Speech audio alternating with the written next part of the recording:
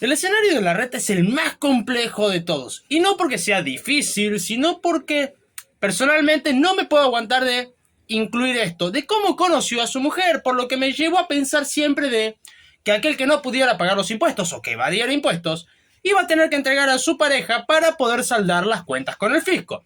Porque sí, bueno, pero vamos a ver a través de las medidas si esto podría ser o no posible. Pongámonos en contexto rápido. Paso, gana la reta. Primera vuelta, gana la reta. Segunda vuelta, gana la reta. Muy bien, la reta hoy es presidente de la nación y por lo tanto vamos a ver qué era lo que hubiera pasado con su plan. Bueno, estabilización para bajar la inflación. Ok, acomodar las cuentas públicas para después poder combatir muy bien a la inflación. Ok, déficit fiscal, que no exista, muy bien, reducir el gasto público, reducción de impuestos como ingresos brutos y retenciones. Esto no se podía hacer de un día para el otro, primero porque el gasto público era enorme. Por más de que se redujeran las cuentas y corriéramos a los ñoquis y todo lo que equivale a gasto público, los impuestos no hubieran podido ser reducir de primera mano. Por las dudas, a algunos se lo comento, porque hoy mismo no se está pudiendo hacer y eso que se ha reducido muy fuerte el gasto público. Hacer que las empresas públicas no sean deficitarias. Bueno, ya conocemos esa historia porque Milei trató de ponerla bastante en orden y se le armó una tras otra tras otra. Que hace pensar que no vaya a pasar lo mismo y teniendo en cuenta de que es bastante más flexible la reta que Milei, sí, no hubiera sostenido esta medida a lo largo del tiempo por una cuestión de presión en la calle y por lo tanto las empresas públicas no hubieran podido mantener equilibrio y no hubieran dejado de ser deficitarias y no hubieran dejado de costarle dinero a los argentinos. Reducir gastos innecesarios del presupuesto nacional. ¿Cuál? ¿Cómo? ¿Con qué apoyo del Congreso? ¿Por qué no? El peronismo no te va a dejar reducir gastos y hoy lo estamos viendo. Por otro lado, parte del radicalismo no te va a permitir hacer ajustes en lo que es universidad y eso lo estamos viendo hoy también. Por lo tanto, no van a tener mucho apoyo que digamos con este lado y además, como ya lo he mencionado, al ser bastante más tranqui, va a dar el brazo a torcer y va a terminar con algún presupuesto deficitario. Algunas regulaciones las vamos a ir viendo durante el camino, así que pasemos a empleo. Por un lado, disminución de las cargas patronales, o sea, menos recaudación por parte del Estado, y teniendo en cuenta de que no va a poder mantener un ajuste sostenido por una cuestión de que va a ganarle la presión de la calle, y es complicado porque no vas a reducir el gasto público lo suficiente para poder bajar los impuestos, y si bajas los impuestos sin haber hecho la reducción correspondiente del gasto público, llevas inevitablemente a un aumento enorme del gasto público, no solamente porque estás siendo deficitario de por sí, sino que además estás reduciendo la recaudación. Por lo tanto, pongámoslo así, si yo estoy acá con el gasto, acá con la recaudación, bajo el gasto, pero bajo la recaudación, se sigue manteniendo o se amplía la brecha dependiendo cómo sea el impacto en la recaudación. Las negociaciones colectivas van a estar modernizadas. No dice más nada. Y ahí está el problema, porque si no das algún tipo de detalles, esto puede ser bueno, se puede interpretar mal, no tenemos idea de qué se refiere. Al igual que reducción de las indemnizaciones, como para quién, es solamente para las pymes ya que las mencionas o es para todos, ¿cómo es el asunto? ¿Cómo vas a evitar el tema de el negocio del juicio laboral? ¿Cómo lo vas a evitar? No hay mucha información y por lo tanto queda muy a lo expectante. Flexibilización de las normas laborales. Lo mismo que lo anterior, es muy ambiguo y dependiendo cómo se haga puede ser bueno, puede ser malo o puede no hacer nada. Depende. Lo interesante es, sí, el ajuste inicial le iba a doler a la clase media. Por lo menos honesto. Pero hay un detalle. Habla con respecto al 2016, pero no es el mismo escenario 2016-2024. Porque el ajuste que había que hacer en el 2016 era muy pequeño comparado con el que había que hacer ahora. Y por lo tanto, no solamente iba a ser un cachetazo, sino que fue muy fuerte el cachetazo. Y si no acomodaba las cosas para que los que menos podían soportar lo aguanten, y tenés una hambruna generalizada. Y como aparentemente la reta no estaba con ganas de ver cómo mitigar los daños a las personas más vulnerables por una cuestión simple, no había plata. Y bueno, sí, hubiera habido una hambruna, por lo menos en las clases más bajas, de manera inicial, y la clase media hubiera recibido un cachetazo muy fuerte. Sin embargo, esto es con la intención de generar confianza para eliminar el cepo cambiario, pero obviamente de manera gradual. O sea que volvemos al gradualismo, considerando de que la brecha cambiaria estaba casi en 200%, un gradualismo, y no va a funcionar, porque si vamos a lo que fue el gobierno de Macri utilizando gradualismo, no pudo eliminar un cepo con una brecha cercana al 12%, en cuanto ahora querés aplicar gradualismo con una brecha de casi 200. Bueno, con respecto al campo ya directamente ni me voy a gastar porque es la misma zaraza que se dijo por todos los candidatos. Eliminar retenciones, que vamos a darle tecnología y que pito y que flauta. Cosa que algo que no se puede hacer porque primero no hay plata, segundo que la recaudación es necesaria. Y mientras no se reduzca el gasto público, es algo que no se puede hacer. Es más, dudo mucho que podamos hacerlo en los próximos años por falta de un equilibrio fiscal realmente que permita esta reducción. Así que, no, es algo que solamente es un bla bla para la tribuna y nada más. Pero de acá podemos sacar algo interesante y es la AFIP. Porque sí, la AFIP seguiría existiendo, no hubiera cambiado de nombre.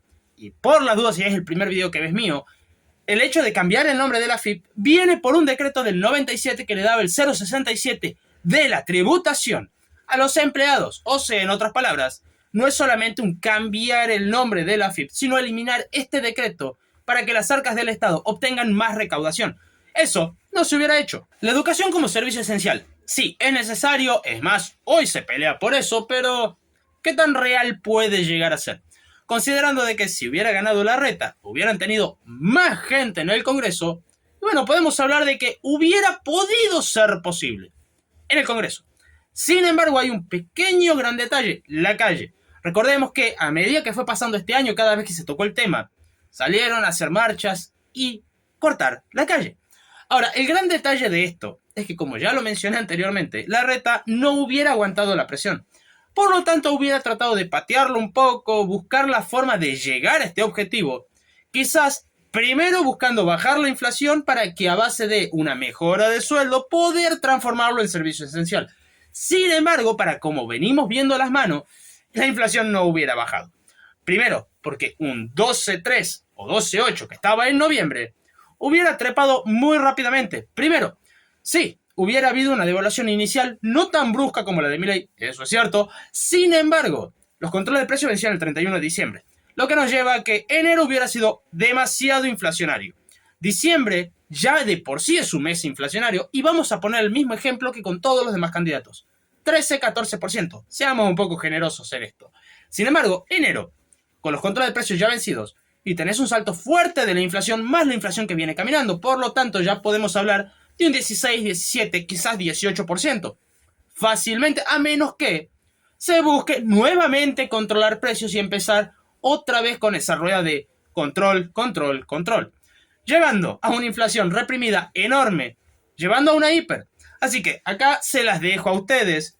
¿Qué hubiera hecho Larreta? Hubiera evitado esa cuestión de control tras control, sabiendo de que le iba a dar un cachetazo inflacionario muy brusco inicialmente, más que nada en enero, o hubiera mantenido los controles de precio buscando estabilidad en la inflación, por lo menos a corto plazo, buscando solucionar alguna cosa. Para como yo lo veo, hubiera tratado de mantener los controles, pero como siempre, sin éxito. Respecto a las clases extendidas, vamos a utilizar la simple lógica. La gran mayoría, no todos, pero la gran mayoría de estudiantes que están tanto atrasados con las materias es porque generalmente no va a clases.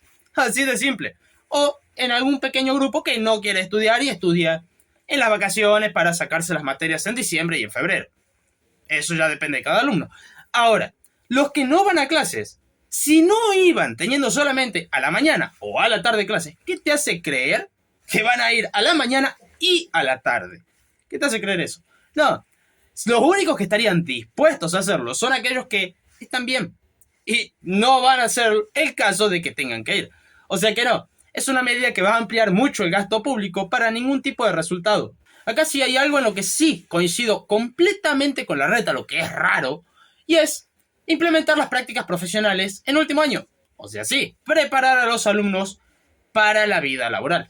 Sin embargo, hay un problema. Si Argentina no tiene trabajo, ¿cómo vas a conseguir cupos para que los estudiantes hagan estas prácticas laborales?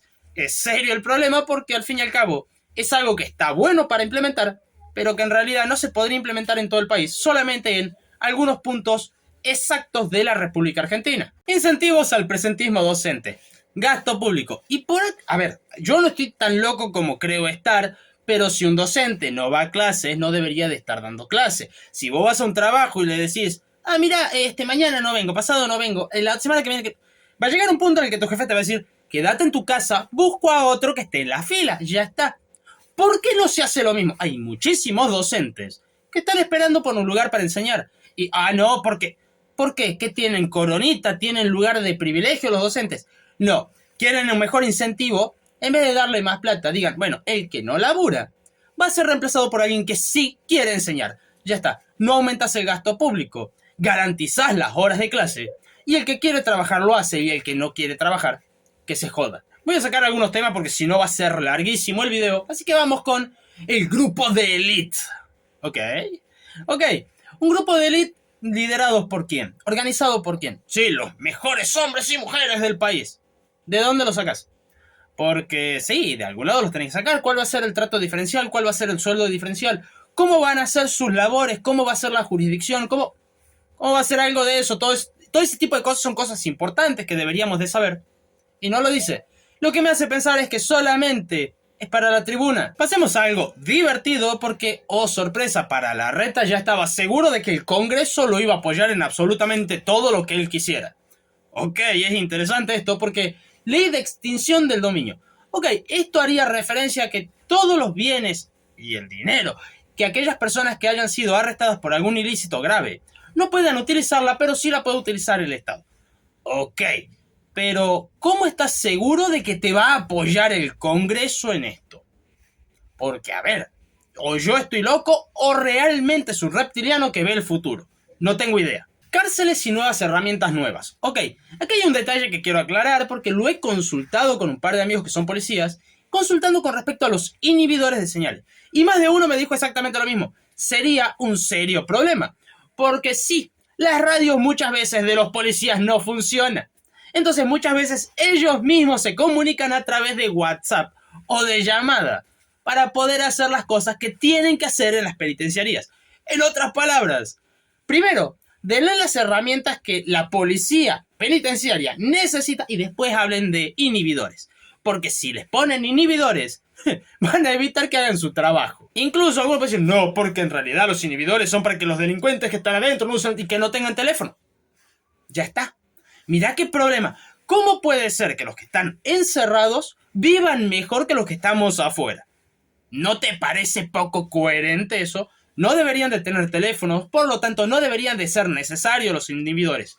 Ahora, si estamos hablando de que es necesario el inhibidor, es porque saben que tienen teléfonos y no hacen nada para combatirlo. Pero de esto tenemos más. Cuidado a víctimas y fuerza de seguridad. O sea que si te pasó algo, algún ilícito o algo en lo que vos fuiste víctima, el Estado te iba a dar plata.